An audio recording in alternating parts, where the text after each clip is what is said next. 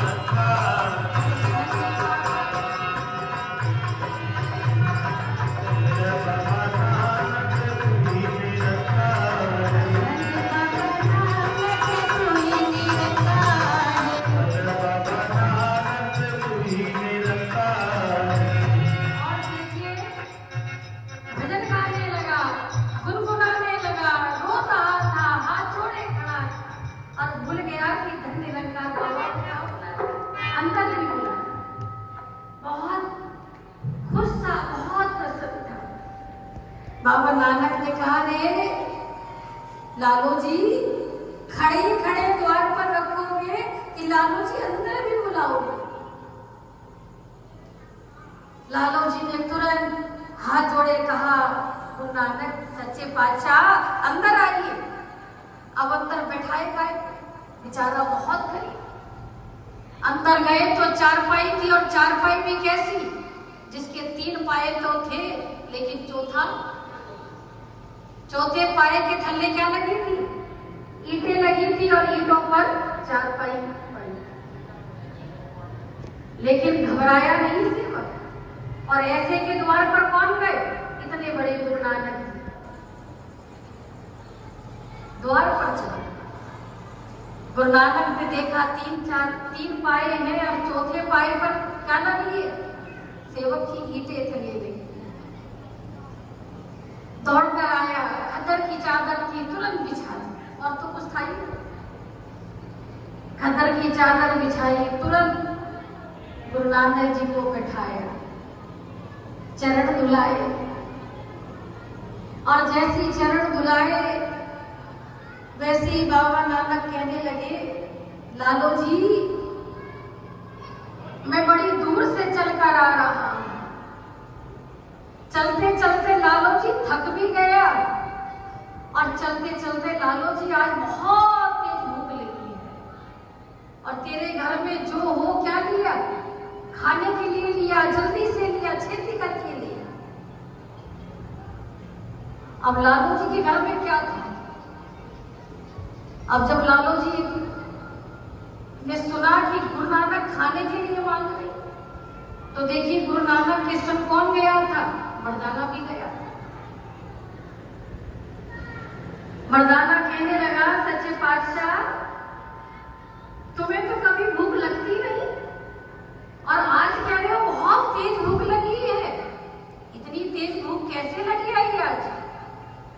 तो देखिए गुरु नानक कह रहे हैं, जहां प्रेम मिलता है मैं प्रेम का भूखा हूं, और जहां मुझे प्रेम मिलता है वहां मुझे भूख अपने आप लगती है, और मांग मांग कर खाता हूं कि ये लिया और वो लिया।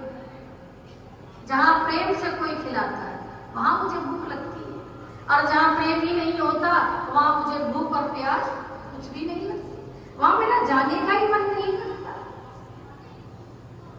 मर्दाना बैठा रहा, तुरंत दौड़कर लालू जी गए, टूटी सी थाली और कोदरे की रोटी, कोदरे की यानी बाजरे की, ज्वार की, मोटा अन्न, गरीब था। कोदरे की रोटी रखकर ले आया, वो भी 2 रोटी, और रोटी के साथ ना अचार था ना सब्जी थी, और एक तरफ क्या रखकर ले आया? केवल नमक रखकर ले आया। तुरंत लाया और गुरु नानक के आगे लाकर दिए, लेकिन लाया बहुत प्रेम से कि लो महाराज, जो रूखा सूखा है, और वही रूखा सूखा खाइए, भूख लगी है तो भोजन प्राप्त कीजिए। अब जब 2 रोटी आई तो एक रोटी तो बाबा जी ने अपने हाथ में रख ली, और दूसरी रोटी किसे दी? मर्दाना को दी कि लो मर्दाना जी रोटी खा लो। अब जैसी मर्दाना ने रोटी देखी तो रोटी काहे की थी? वो तो बाजरे की, कोदरे की रोटी थी। अब मर्दाना सोचने लगा मन ही मन, अगर माल हुआ होता तो खा लेता, कोई अच्छी चीज होती तो खा लेता, लेकिन ये तो काहे की रोटी है? तो बाजरे की, ज्वार की रोटी है, और नमक से खानी पड़ेगी, इसका क्या खाना? और कहने लगा महाराज हमें भूख नहीं लगी।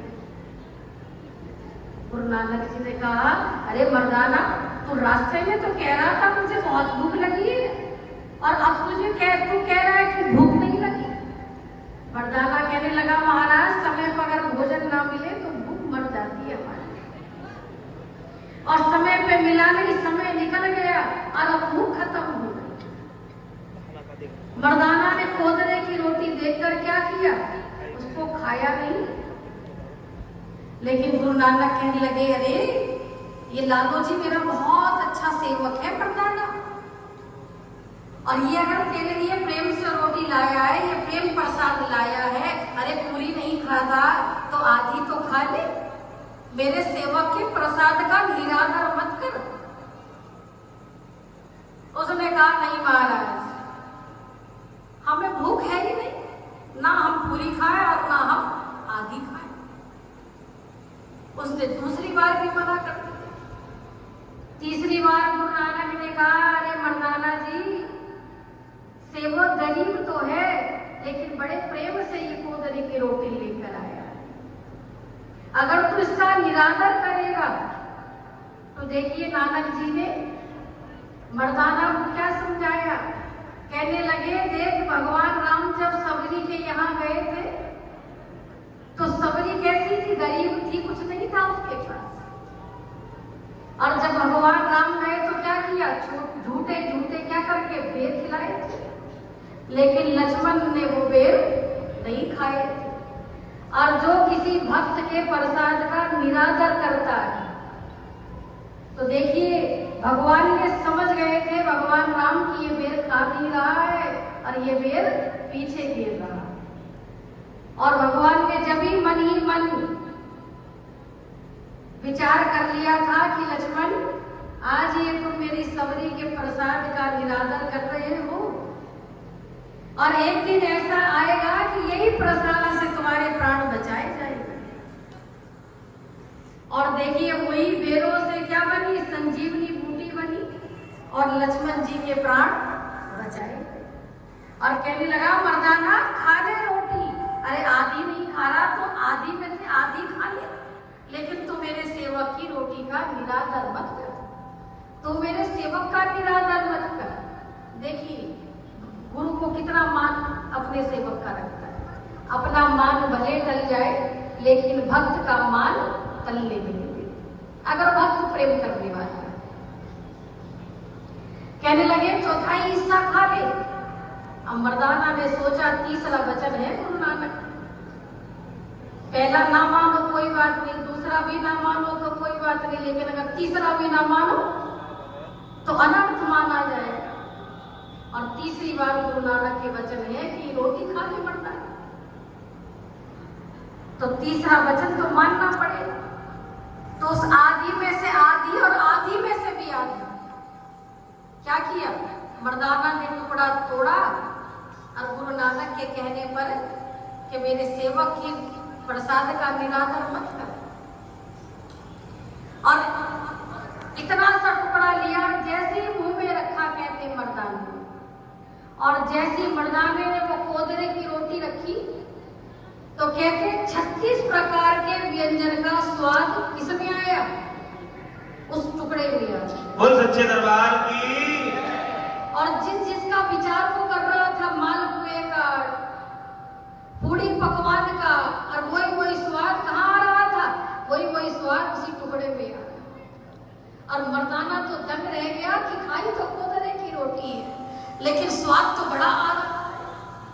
और इतना स्वाद आया उस रोटी के अंदर, देखिए लालू जी की, और कहने लगा बाबा जी तुम आके क्या करोगे, लाओ ये दोनों रोटी मैं ही खा लेता हूं। और मर्दाने ने वो बाबा जी से दोनों रोटी ले ली और दोनों रोटी खा ली। ये गुरु क्या करता है, गुरु ने अपने सेवक का मान क्या नहीं होने दिया, मान गिरने नहीं दिया। उस कोदरे